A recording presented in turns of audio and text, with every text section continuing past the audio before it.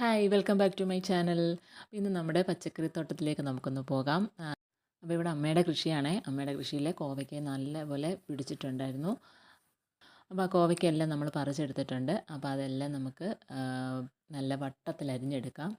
മെഴുക്കുവരട്ടിക്കായിട്ട് നല്ല തേങ്ങാക്കൊത്തിട്ട് കോവയ്ക്ക മെഴുക്കുവരട്ടിയാണ് എടുക്കാൻ പോകുന്നത്. അപ്പോൾ ഇത് നമ്മുടെ വെളിച്ചെണ്ണ ചൂടായപ്പോഴത്തേക്ക് തേങ്ങാക്കൊത്തെല്ലാം കൂടെ നമുക്കങ്ങോട്ട് ഉപ്പൊക്കെ ഇട്ടൊന്ന് മൂപ്പിച്ചെടുക്കാം. ആ തേങ്ങാക്കൊത്ത് വറക്കുന്നതിൻ്റെ ഒരു മണമൊക്കെ വരുന്നുണ്ട്. അപ്പോൾ അതിനകത്തേക്ക് പച്ചമുളകും സവാളയും നമ്മുടെ കോവയ്ക്കായും എല്ലാം കൂടി ഇട്ടങ്ങോട്ട് നല്ലപോലെ അങ്ങോട്ട് പുരട്ടാം. അതിൻ്റെ കൂട്ടത്തിൽ ഉപ്പും മഞ്ഞൾപ്പൊടിയും എല്ലാം കൂടി ഇട്ടൊന്ന് നല്ലപോലെ പുരട്ടി ഒന്ന് പൊത്തി വെക്കാം. ഒന്ന് പൊത്തി തണ്ട് കറിവേപ്പിലയും കൂടെ ഇങ്ങോട്ടിട്ട് നമുക്ക് അടച്ചു വെച്ച് വേവിക്കാം. കുറച്ച് സമയം കഴിഞ്ഞിട്ട് നമുക്ക് പൊക്കി നോക്കാം. അപ്പോൾ അതിനകത്ത് നല്ലപോലെ വീണ്ടും ഒന്ന് വഴറ്റി നല്ല രീതിയിൽ വഴറ്റി നമ്മുടെ മെഴുക്ക് പുരട്ടി റെഡി ആയിട്ടുണ്ട്. അപ്പോൾ നമ്മുടെ തേങ്ങാക്കൊത്തിട്ട് കോവയ്ക്ക ഞാൻ